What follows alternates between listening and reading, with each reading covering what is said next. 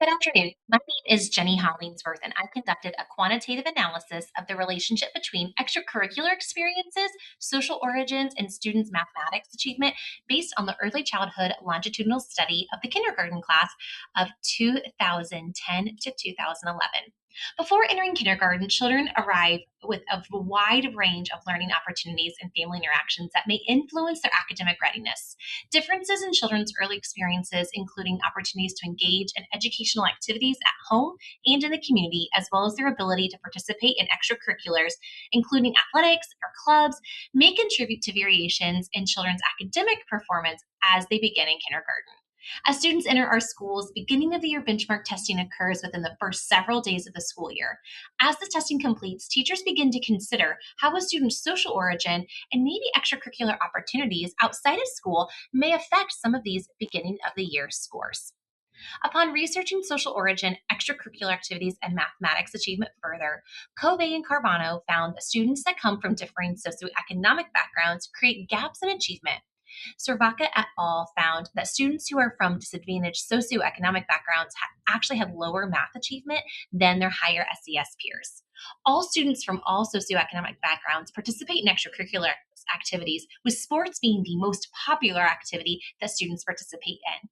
Again, socioeconomic status played a factor within extracurriculars, as 60% of students from a lower SES participated in those extracurriculars, while 95.2% of students from a higher SES participated. Extracurricular activities, including sports, have found to improve children's non cognitive skills. These are skills that are task persistence, independence, following instructions, working well with groups, dealing with authority figures, and fitting in with their peers.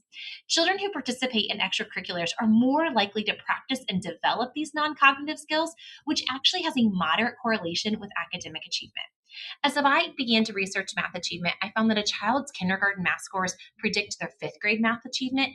Thus, those who begin kindergarten with stronger math skills are more likely to maintain those higher levels achievements over time.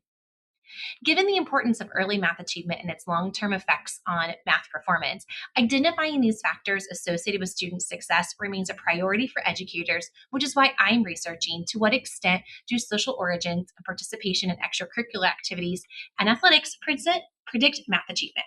By understanding these differences, this can help students identify achievement students help schools identify students who have achievement gaps and target support for students early in schooling to ensure academic success for all. To conduct the research, I used the ECLSK 11 dataset. This is a cohort of students from the kindergarten class of 2010 and 2011 that were followed from kindergarten through fifth grade. 18,000 people responded to the survey, and of those, 80% were English speakers.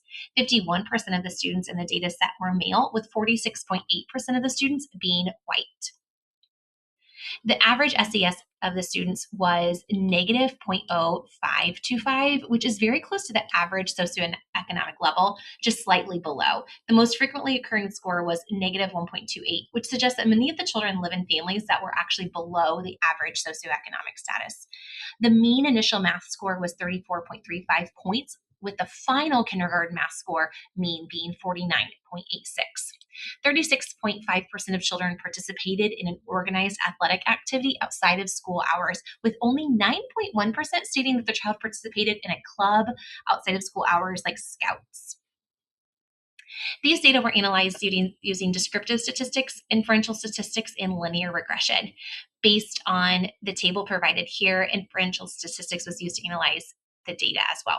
Linear regression is used to examine relationships between multiple variables, including dependent and one or more independent variables, and all of those were used as we analyzed the data.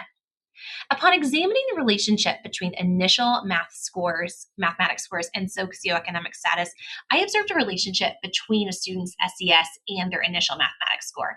As a student's SES status increased, so does the student's initial math score.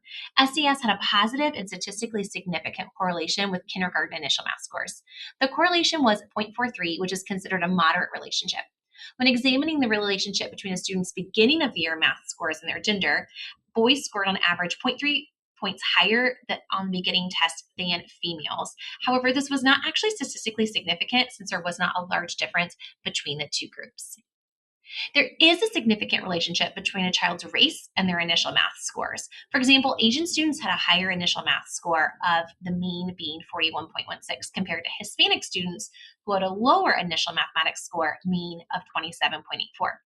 White students who identified as two or more races had similar average scores on their initial math scores.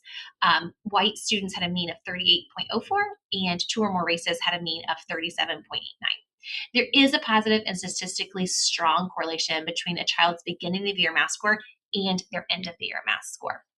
When examining the relationship between a student's beginning of the year math score and their participation in after school activities, Levine's test indicated inequality of variances, so Welch's t-test was used. Children who participated in athletics after school scored almost 6 points higher on the beginning of the year mathematics test than children who did not participate in after school athletics. The effect size is medium. When examining the relationship between a student's beginning of the year math and their participation in after school clubs, Levine's test indicated that the two populations have equal variances. And so an independent samples t-test was used and showed a statistically significant difference between the two groups. Children who participated in clubs after school scored slightly over 3 points higher on the beginning of the year math test than children who did not participate. The effect size was small.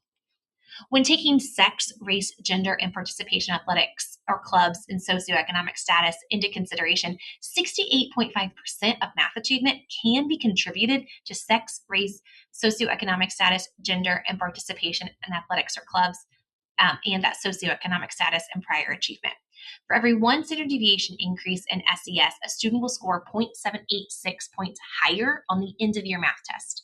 For every point a child scores on the pre-test, they'll score 0.892 more points on their post-test.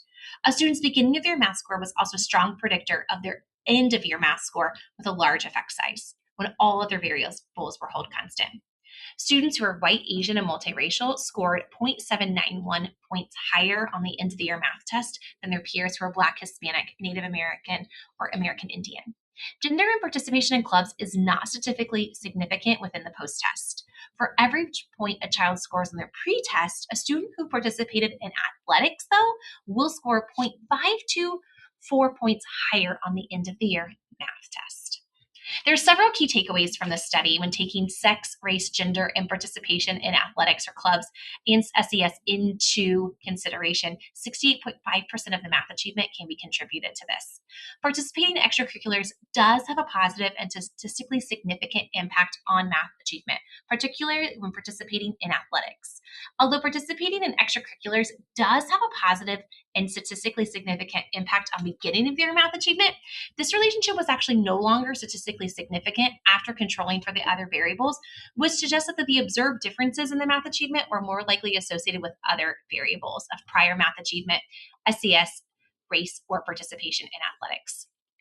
As students' beginning of the year math score is the strongest predictor of a student's end of year mathematics score due to a student's beginning of the year scores, SES, and slightly from the school engagements prior, those extracurricular activities prior to school starting. This highlights the importance of pre-kindergarten math learning and numeracy concepts. Students who begin kindergarten with a stronger foundation are more likely to achieve higher levels of achievement throughout the year, which stays with the child over time. Specifically, a student's kindergarten math score predicts their fifth grade math score, suggesting that students who begin kindergarten with strong math skills will actually maintain those skills and those higher level of achievements over time. Educators should use these beginning of the year scores to provide targeted instruction to students who enter with lower initial math scores to support their growth. The results also indicated that SES is a predictor of math achievement, which shows that there may be disparities in math achievement influenced by opportunities prior to entering kindergarten. This shows the need for more academic support in kindergarten for students from lower SES. Policymakers may consider resources for children from lower SES backgrounds to help reduce achievement gaps by also looking at early childhood education and ensuring that all students from all socioeconomic backgrounds have access to early numeracy learning concepts. Further studies may be warranted as we explore early childhood programs and their numeracy concepts that they're teaching during those. We also might want to be exploring access for families to extracurricular activities after school based on their location, opportunities available within that specific community that they live in, as well as costs associated with participating in those events, which give more children opportunities prior to kindergarten than those who are not able to participate in those, which may explain some of the achievement gaps. Thank you for your time and attention, and I welcome any further questions you have.